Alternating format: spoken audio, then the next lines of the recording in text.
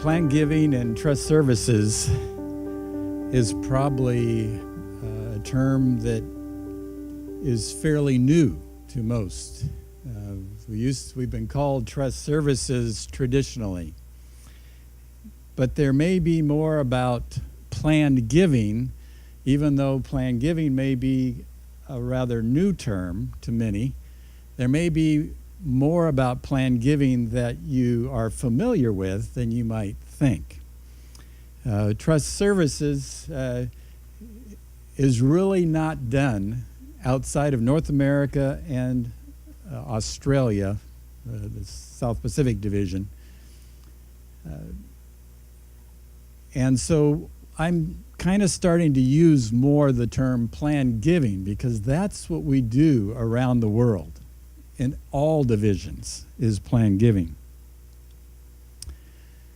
I kid Marcus that I really appreciate his logo, and I appreciate Elder Rodriguez for actually telling me what it meant this morning. And but what I tell Marcos, and we work very closely together, because I tell Marcos, if stewardship is not successful, planned giving has no hope. Because if a person is not faithful during their lifetime, at the end of their life, they probably will not be faithful either. But we look at planned giving as the crowning act of stewardship. So stewardship is a life well lived, managing God's talents and gifts and blessings. So planned giving is when we put together a plan to pass along our stewardship responsibilities when our probation closes, as Ellen White says, to the next generation of faithful stewards. So just what does planned giving mean? Now the planned giving part, let's see if this is working. Yeah, planned giving is preparing a plan that honors God, that is faithful to God. Every Seventh-day Adventist member needs a plan of some type that is faithful to God. So then what does trust services mean? Well, trust services is really the technical process that accomplishes the plan that has been put in place in planned giving. Trust services is also where when someone's coming to your local organization's office, it could be a mission, a conference, a union, and wants to donate something that is not cash. I'm making it a priority to train our planned giving people around the world that they will be ready to accept those gifts that come that may be a little out of the ordinary, and know when to accept them and when not to accept them. I'd just like to give you a quick report before I get into what I want to talk about. And this is the report for 2016 for planned giving and trust services worldwide. And as you can see here, we have almost $85 million that has come in just in 1 year as a result of the effort of planned giving worldwide in all your divisions. Now I know that, as you can see, the world divisions here outside of North America, that number should be larger. And I'm not naming any names, but we have 4 divisions that did not report. So I know that there's planned giving going on in those divisions, but this number should be larger. Probably if you put together the amounts in NAD, the unions and the institutions and ministries, the world divisions would probably be about equal if all divisions were sending in a report.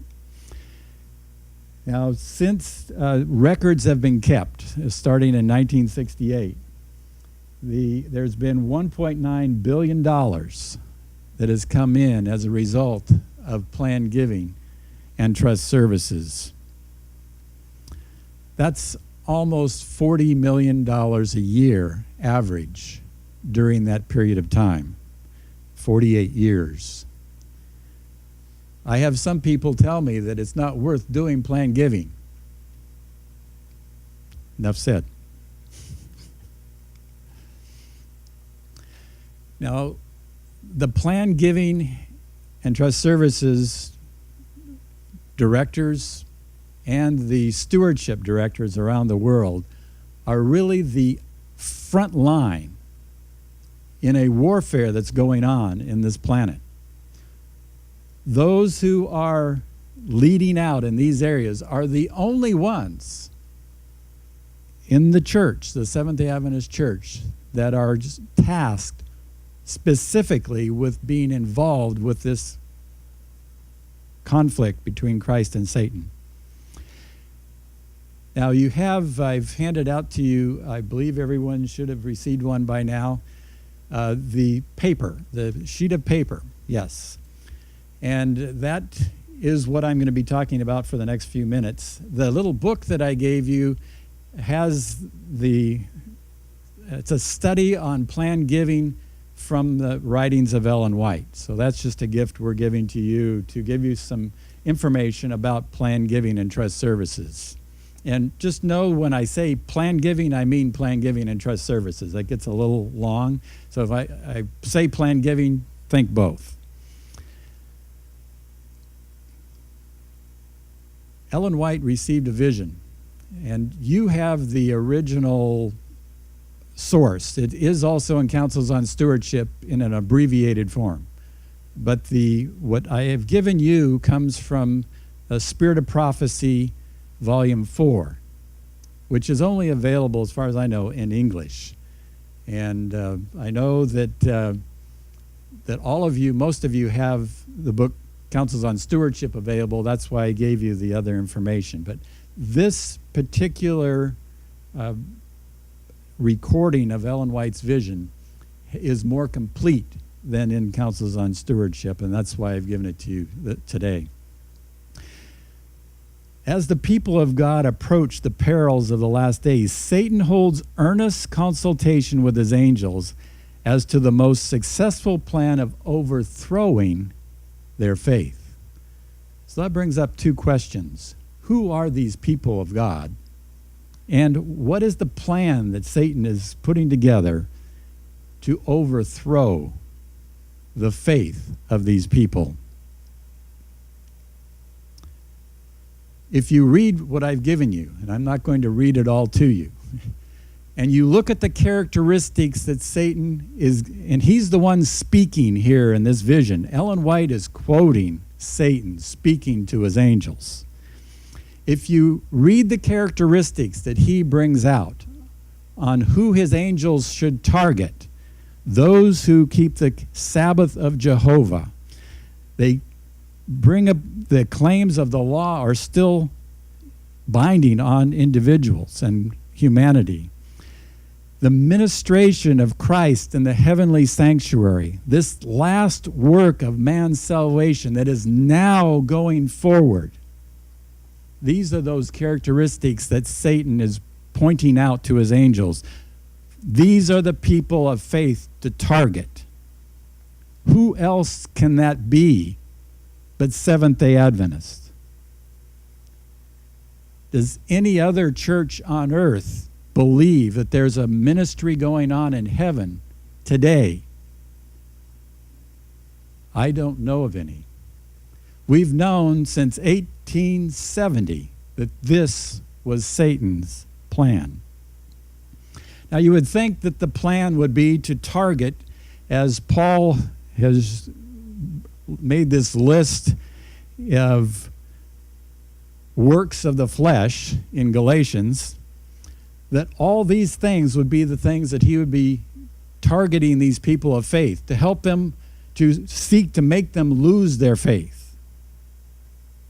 And he does, if you read what I've given you, he does use these things.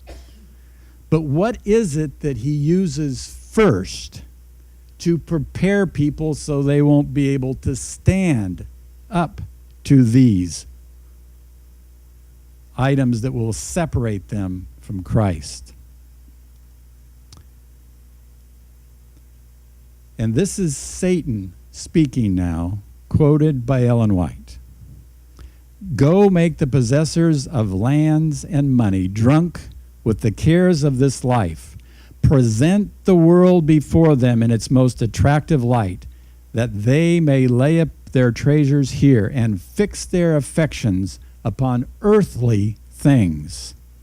We must do our utmost to prevent those who labor in God's cause from obtaining means to use against us. So the question is, who's winning this war?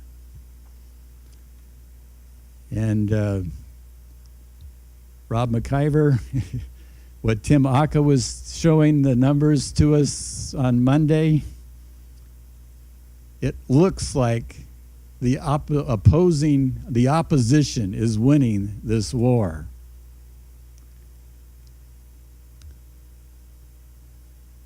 This is Satan speaking again. Keep the money in our ranks. The more means they obtain, the more they will injure our kingdom by taking from us our subjects.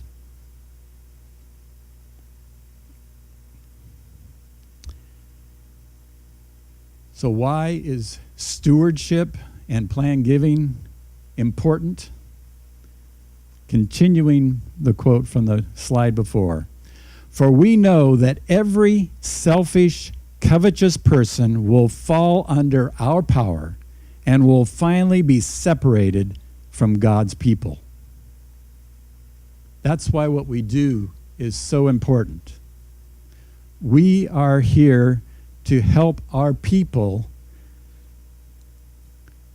to keep their faith in God and not lose it to this plan that the devil is instructing his angels to do. So the salvation of humanity, because that's God's work on earth, is why we do what we do in stewardship and plan giving. It also is the facilitation of gifts in the support of God's work on earth. Ellen White, and I'm switching now to testimonies to ministers and gospel workers. Just as long as we are in this world and the Spirit of God is striving with the world, we are to receive as well as impart favors. We are to give to the world the light of truth as presented in the sacred scriptures, and we are to receive from the world that which God moves upon them to do in behalf of his cause. This may be God's plan to try to make up for the deficit that his people we're starting to see his people create, is that people have no relationship to God, no connection to our church other than through people that they know will come to the church and support God's work on earth. That's what we are telling our people in plan giving around the world. We need to be prepared for when this is happening so we can professionally and competently be able to receive those gifts to support God's cause on earth. Again, from from Ellen White, I have repeatedly, now when I see Ellen White say repeatedly, I kind of become alert. I think this is something God has been trying to get through to her. This is something that apparently the church is ignoring, and that's why God repeatedly continues to show her this information.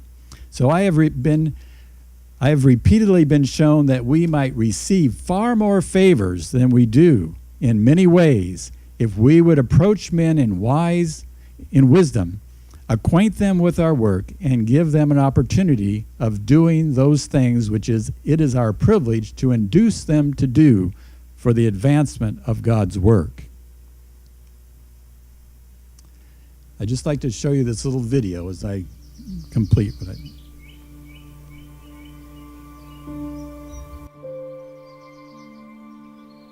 We don't yet know where the journey will take us, or how it will shape our lives. We simply feel a quiet stirring, the call to be faithful stewards of what God has given us. It is the call to live a generous life, and we can't ignore it. We soon discover that cultivating a generous spirit doesn't come naturally. As God directs us, we start to prune away our excess.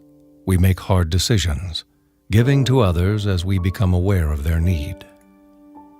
A true spirit of Christian stewardship starts to take root, and we begin to see the shapes and contours of what God intends for us. When a change is needed, we start over, a little wiser and a little stronger than before. Over time, generosity becomes a habit and then a lifestyle. It becomes more than just something we do. It is now a piece of who we are. And once in a while, we step back. Was it worth it? Did we make the right choices? Did it amount to something beyond a feeling, or our name etched on a donor plaque? Then something reminds us of all the beautiful things that have happened on the journey, and of those who have joined us along the way. As we've done our part to lighten others' loads and care for our little corner of the earth, they've been watching. As generosity has changed us, it has also taken root in them. And we are afforded one of the greatest earthly joys there is, the passing of our legacy to the next generation, knowing that we're leaving it in good hands.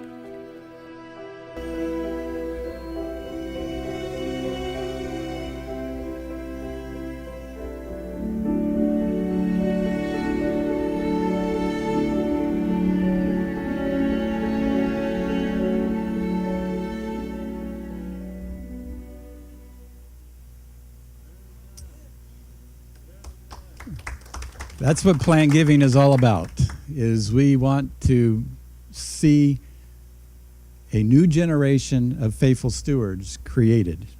Along with our colleagues in stewardship, training our children is very important. And we teach that as we go around the world talking about planned giving, because that next generation of faithful stewards needs to be developed.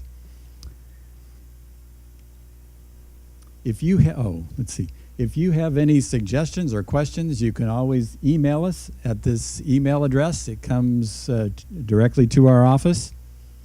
And I thank you very much and look forward to working, and I encourage you to work with those who are working in planned giving in your areas. Oh, punch your button there, yeah.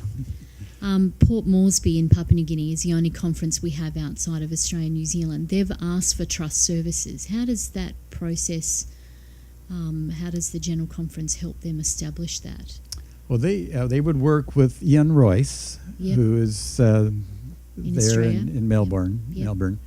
And I think Ian is very able to help them with that. If they would like us to come and maybe do some education, that would also be routed through Ian Royce there in Australia. Because we've had to wait for the law system to, I guess, support estate planning.